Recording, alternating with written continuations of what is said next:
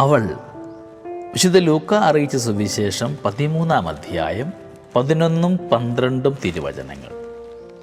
രോഗിണിയായി നിവർന്നു നിൽക്കുവാൻ സാധിക്കാത്ത വിധം കൂനിപ്പോയ ഒരുവൾ അവിടെയുണ്ടായിരുന്നു. യേശു അവളെ കണ്ടപ്പോൾ അടുത്തു വിളിച്ചു പറഞ്ഞു, സ്ത്രീയെ, നിന്റെ രോഗത്തിൽ നിന്ന് നീ മുക്തി പ്രാപിച്ചിരിക്കുന്നു.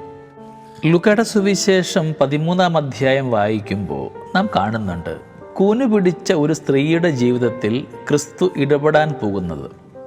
മിക്കവാറും എല്ലാ സൗഖ്യ കഥകളിലും നാം വായിച്ചു കേൾക്കുന്നുണ്ട് ആരെങ്കിലും അവനോട് ഇടപെടാൻ ആവശ്യപ്പെടുന്നത്.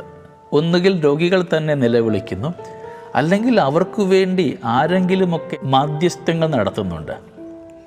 ക്രിസ്തു തന്നെ ശ്രദ്ധ കേന്ദ്രീകരിച്ചുകൊണ്ട് ഇടപെടുന്ന അപൂർവം ചില സൗഖ്യപ്പെടുത്തലുകളിൽ പെടുത്താവുന്ന സംഭവമാണ് ഈ കൂന് പിടിച്ച സ്ത്രീയെ സൗഖ്യപ്പെടുത്തുന്ന രംഗം. 18 വർഷമായിട്ട് ഇവളിങ്ങനെ കൂന് പിടിച്ച് നമ്മൾ നമ്മുടെ ചുറ്റും നിരീക്ഷിച്ചു കഴിഞ്ഞാൽ കാണുന്ന യാഥാർത്ഥ്യത്തിൻ്റെ നല്ലൊരു ചിത്രമാണിത്. നമ്മുടെ തൊട്ടു മുമ്പിലുള്ള തലമുറ എടുക്കുക. മിക്കവാറും എല്ലാ സ്ത്രീകളും തന്നെ കൂന് പിടിച്ചാണ് നടക്കുന്നത്. കാരണം ജീവിതത്തിൽ ഉടനീളം കുനിഞ്ഞു നിൽക്കേണ്ടി വരുന്ന വ്യക്തികളാണവർ. കുഞ്ഞിനെ കുളിപ്പിക്കണമെങ്കിൽ, ഭക്ഷണം പാകം ചെയ്യണമെങ്കിൽ, വിറക് ശേഖരിക്കാനാണെങ്കിലും വസ്ത്രം അലക്കുവാനാണെങ്കിലും നിരന്തരം കുനിഞ്ഞ് വല്ലാതെ കൂന് പിടിച്ച ഒരു സ്ത്രീ സമൂഹമുണ്ട് ഇവിടെ സ്ത്രീയുടെ നട്ടെല്ലിനെ ഈശോ വീണ്ടെടുക്കുകയാണ്. ഒരു വീടിനകത്തു പോലും ഒരു കലഹം നടന്നു കഴിഞ്ഞാൽ അവളാണ് വിഷമിക്കുന്നത്.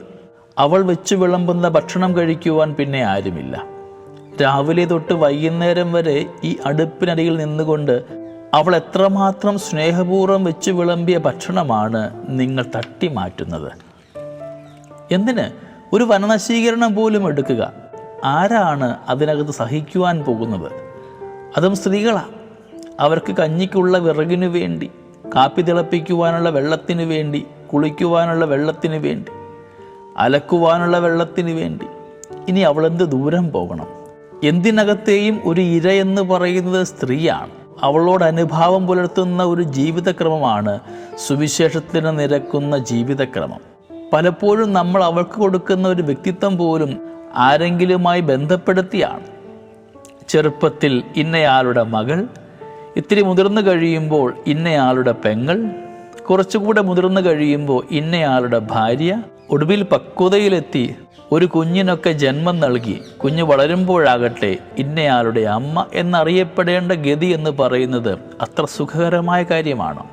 സ്ത്രീയുടെ പല ഇടപെടലുകളും ബാക്കിയുള്ളവർക്ക് വേണ്ടിയുള്ള ഇടപെടലാണ്. എന്നിട്ടും അവളെ എന്തൊക്കെ പേര് പറഞ്ഞാണ്, എന്തൊക്കെ ലേബലുകൾ കൊടുത്തിട്ടാണ് നമ്മൾ നിന്ദിച്ചു കൊണ്ടിരിക്കുക. അവളെ വീണ്ടെടുക്കണം. അവൾക്ക് സ്വന്തം ഇടം കണ്ടെത്തുവാനായിട്ട് സഹായിക്കണം. അവർ നട്ടെല്ലുയർത്തി ഈ ആകാശത്തെ ഒന്ന് കാണട്ടെ. അതായിരിക്കാം ഒരു പക്ഷേ സുവിശേഷത്തിൻ്റെ ഏറ്റവും ശ്രേഷ്ഠമായ ഇടപെടൽ. അവളുടെ പുഞ്ചിരി വീണ്ടെടുക്കാത്തിടത്തോളം കാലം ഒരു ദൈവരാജ്യവും ഈ ഭൂമിയിൽ വരാൻ പോകുന്നില്ല. സ്ത്രീയുടെ മഹത്വവും പ്രകാശവും സ്വാതന്ത്ര്യം വീണ്ടെടുക്കുവാനായി ഒരു കൈസഹായം കൊടുക്കുവാനായിട്ട് മറ്റുള്ളവർ പരിശ്രമിക്കട്ടെ. സ്നേഹമുള്ളവരെ, ഈ നോമ്പ് കാലം അവരനെ പരിഗണിക്കുവാനുള്ള ഒരു കാലമാക്കി നമുക്ക് മാറ്റാം. അവരുടെ കുറവിലേക്കോ ബലഹീനതയിലേക്കോ പാളിച്ചയിലേക്കോ നോക്കാതെ ദൈവത്തിനു മുമ്പിൽ നാം എല്ലാവരും ഒന്നാണെന്നുള്ള തിരിച്ചറിവോടുകൂടെ എല്ലാവരെയും പരിഗണിച്ചു കൊണ്ടുപോകുവാനായിട്ട് നമുക്ക് നമ്മെ തന്നെ പരുവപ്പെടുത്താം. ദൈവം നമ്മളെ എല്ലാവരെയും സമൃദ്ധമായി അനുഗ്രഹിക്കട്ടെ. നമ്മുടെ കർത്താവ് ഈശോ മിശിഹായുടെ കൃപയും പിതാവായ ദൈവത്തിൻ്റെ സ്നേഹവും പരിശുദ്ധാത്മാവിൻ്റെ സഹവാസവും നമ്മെല്ലാവരോടും കൂടെ ഉണ്ടായിരിക്കട്ടെ, ഇപ്പോഴും എപ്പോഴും എന്നേക്കും. ആമേൻ.